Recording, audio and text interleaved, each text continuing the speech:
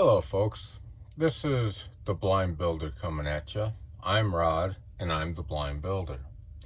Today I'd like to go over I'm going to go over an update on the Bootleggers Ball build. Excuse me, I think my eye, there we go. Sorry about that. I want to go over this real quick. I did a lot of prep work, did some initial building on this kit, getting it all set for prime. And as you can see, let's see, got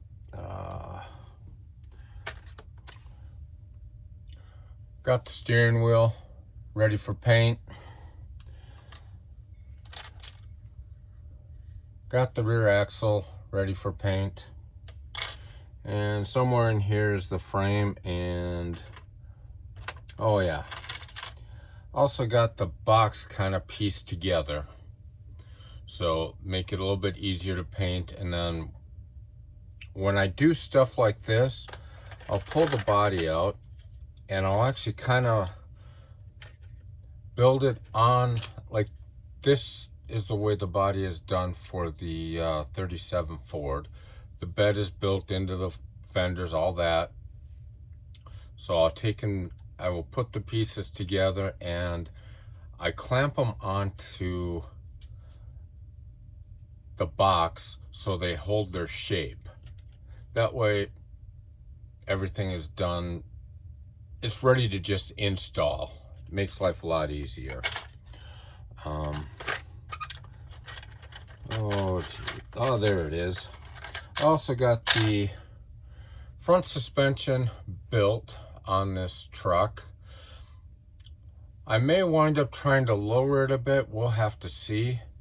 Now, as far as when it's in this state, the type of glue I like to use is this stuff. I love it. I ran into an issue yesterday trying to move stuff around on my desk, and I wound up spilling it, which caused me a lot more work. You get glue onto raw plastic parts, prepare to do a lot of sanding and use quite a bit of filler, which is this plastic putty stuff, which I personally do not like using. Had to do some work on the roof of the truck because the glue got on here, got all nice and rough, and yeah, not pretty. And I think the worst was on the hood. I'm not sure if you can tell. You can see kind of where I had to do a little bit of fill-in and sand-in. As soon as we get a little bit warmer weather, I'm hoping by Sunday, I'm going to take this out, put it in prime. For this particular kit, I'm going to use a sandable primer since I had to do some prep work or repair work on the body. Now, I got to give a shout out to Papa over at Papa's Garage, or Papa's Model Workshop, excuse me. He turned me on to this little setup here. It's from Hobby Lobby. It cost $8.49. It's a little storage tote that comes with removable bins like this. And once I get this thing in prime, what I will do is I will take and put whatever color's going to be on this, to the interior, to the frame. I can take and color coat that, put the little bottle in there. I know what's got to be painted, what color. This has been a godsend. So that is the 37 Ford and the progress I've made on it. I've got to get online and order the mason jars and stuff like that. Hoping to possibly make a run to Hobby Lobby today. And my wife suggested, look in their dollhouse section. They may have something. I find it hard to believe that they're going to have flasks, though. We'll see. We will see. Now, I'm going to set that aside. I'm going to do the unboxing of the, let me see. The mental health awareness build, hosted by Larry over there at Model Car Madness, Rhode Island. I have that sitting right here. And what we have, the 63 Impala. I haven't decided if I'm going to go stock with this, if I'm going to go maybe 60s, 70s era hot rod with it, or if I'm going to maybe drop it to the ground. That I have not decided yet. These cars, because of their long, sleek design, they pretty much work for all of those. So, what I'm going to do is an unboxing here, and we'll kind of go over what's in this kit. This kit seems fairly well endowed, let's say. There seems to be a lot of parts in it. Let me get my scissors. Here we go. Scissors I stole from my wife. Eventually she'll figure out, hey, I'm missing a pair of scissors. And I will do what I did when I was in the Navy. Act stupid. Don't know how those got there. But first of all, we've got the... this kit is actually made by AMT, I believe. Yes, it is an AMT 4-in-1 kit. I don't know the motor size on it. It did not say on the outside of the box. I'm going to assume a 409 is possible for it, but more than likely a 327. Let's see. Is this a screw bottom? It is not. That thing is in there nice and tight. That's a good sign. And come on. I see. They got it pinned down here. There we go. As you can see, we are pinned front and back. I guess it makes for it nice to be put together, except when they don't line up. Yeah, we'll see. There are times I've had to remove the pins and just hope to God it works like it's supposed to. But you see the bottom? Typical AMT, one piece. Does not look like there's an adjustment for axle height. So we might have to work on that a little bit. But it'll be fun to detail up the X-frame, the exhaust. That should be some interesting little painting to be done. Next we have the interior tub. Some detail in there, not a lot. For myself, I find it hard to detail these closed interior tubs like this. I haven't gotten the hang of it yet, so a lot of times I just leave them one color. I've seen how some guys do it. We'll have to see. Kind of looking at this, I might actually, because it's got nice lines right in there, I may actually be able to cut that out to do a lot more detail. We'll have to see. The body looks nice and crisp. Not a whole lot of flashing. Of course, the text inside that I hate. But yeah, that looks pretty good. Be able to do some nice bare metal foil on it all through here. Those lines are nice. It's even got the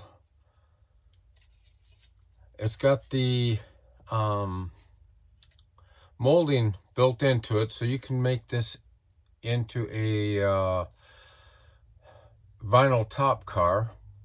I don't know, in 63, did they have a vinyl top option for these? I'll have to look into that.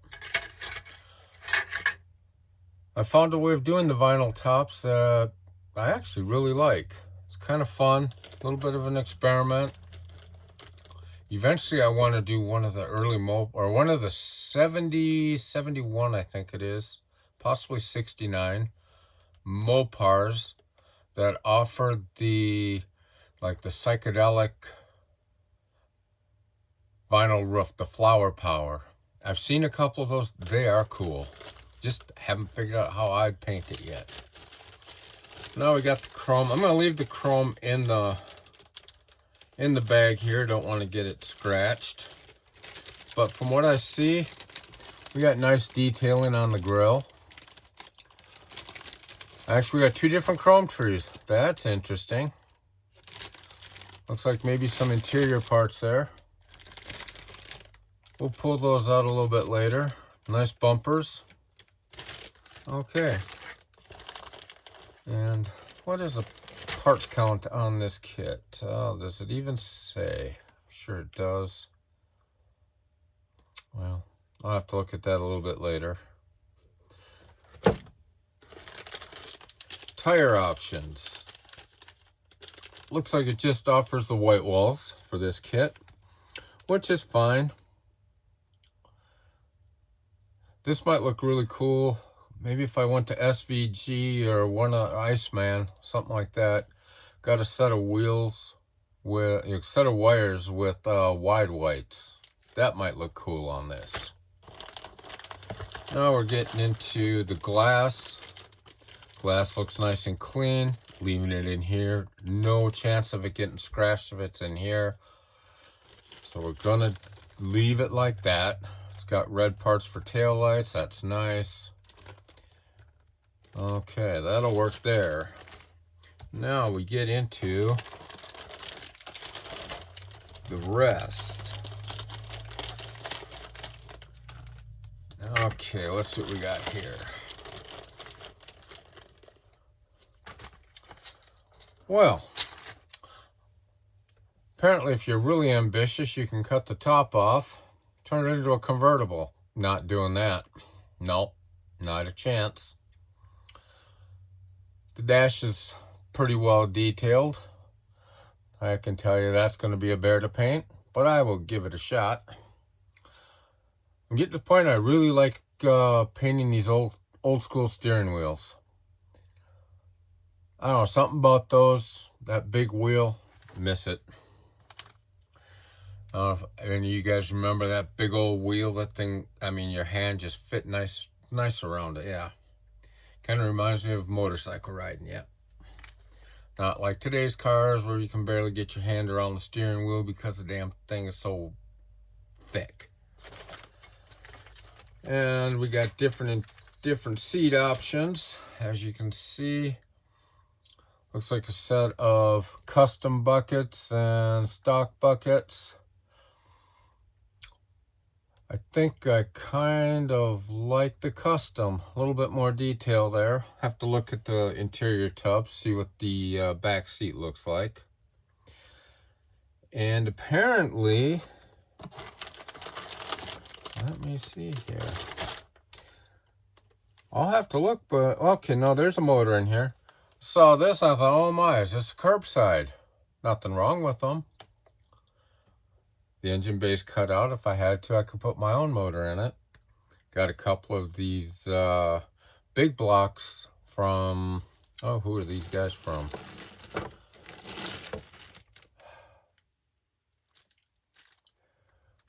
From Resin Rides. Got a couple of those sitting around. We'll see. That looks like it might be fun. Well, we've got the firewall, which is nicely detailed. The hood looks nice and crisp. Oh, what the? I'm sorry, I don't know. Excuse the language, because this is new. I'm trying to figure out. That is the oddest looking hood I've ever seen. Don't think I'm using that one.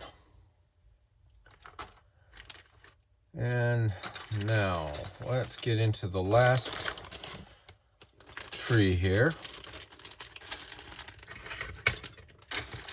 Get that opened up.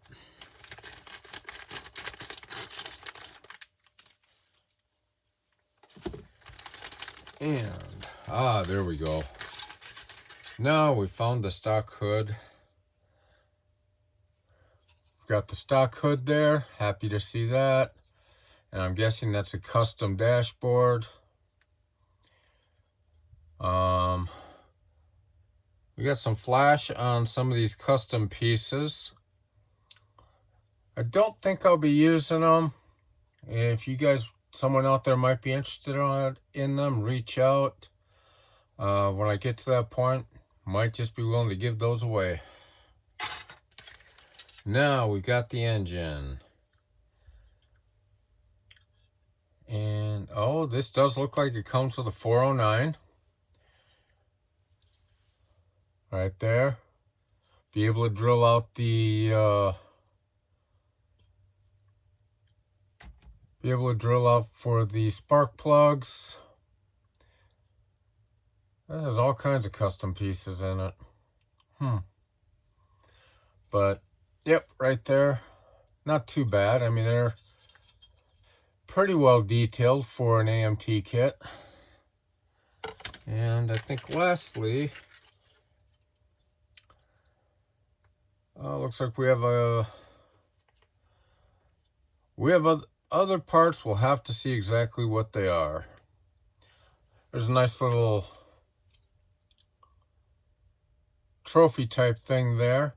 Might use that and try and come up with a decal for the mental health awareness. Put on a base.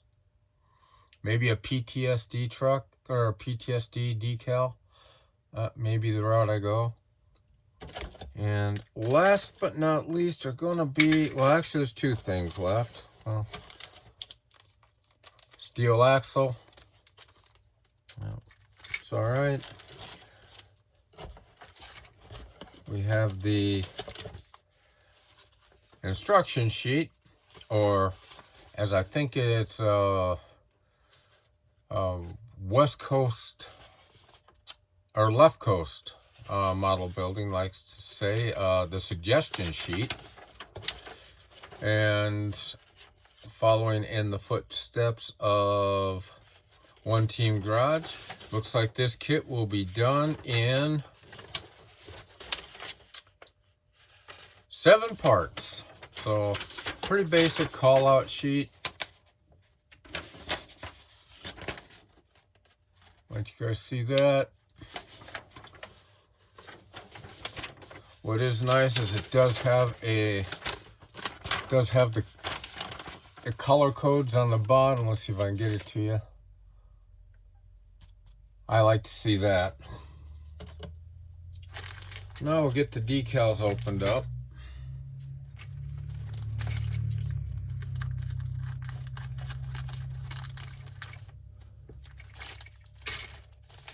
And let's see. What do we got here?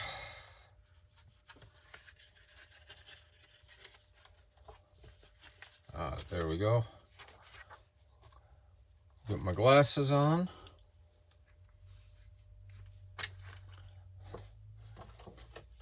Well,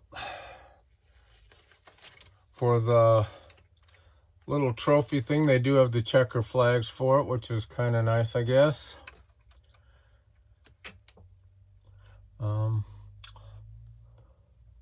Oh, they do. They've also got an instrument cluster on there. Now I just got to remember it's there, so I don't have to paint that in. There are some nice decals here. Will I be using them all? Probably not. Let's get those put away. Don't want anything to happen to them. Back in the bag.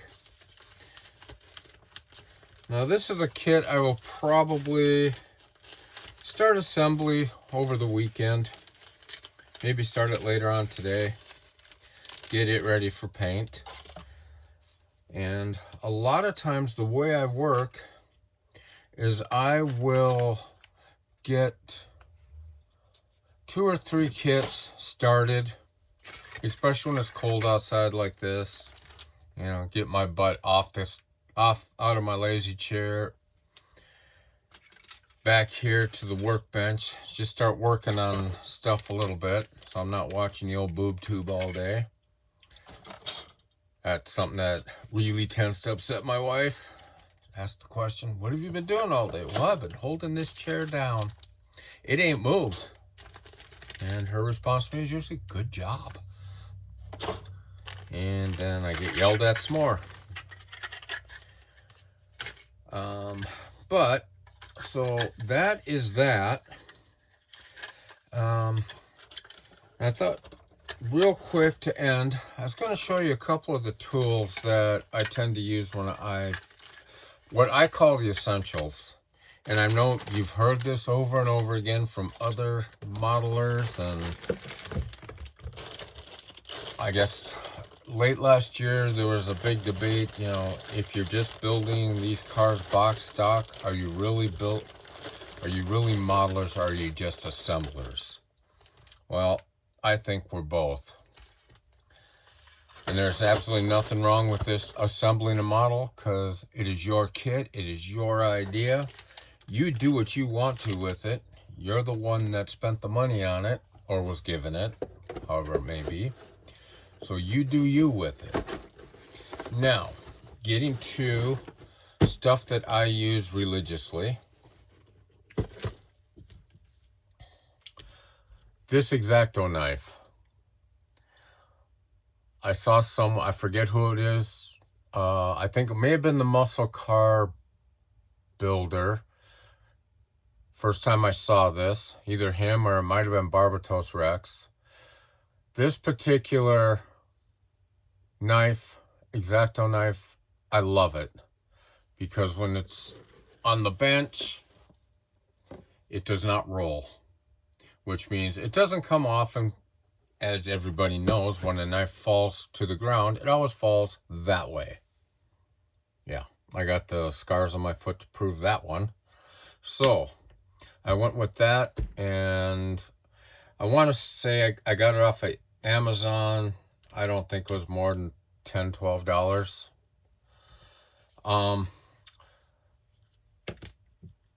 I have a couple sets of these. Just regular old, these are cheapy sprue cutters. Not the greatest, but when I am separating a kit, getting it ready to paint, I like to cut as much as I can off the sprue.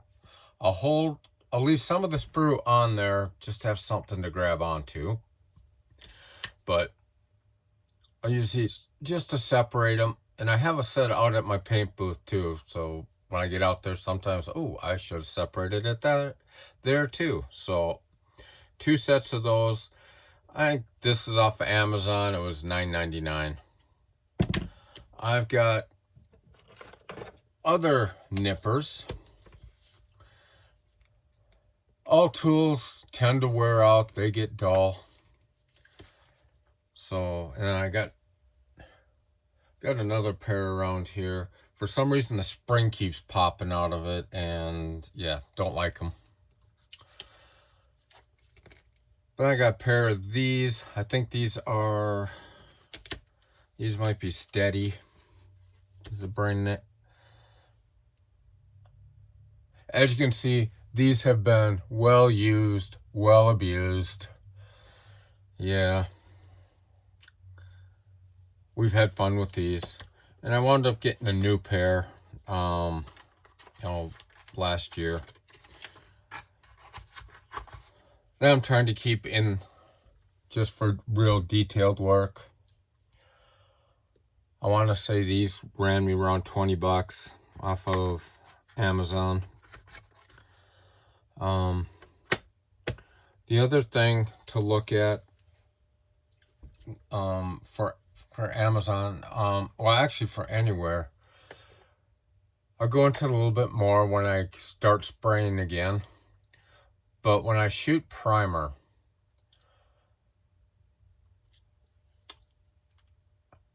I like to use if I'm shooting it out of the airbrush, I will use, what is this stuff called?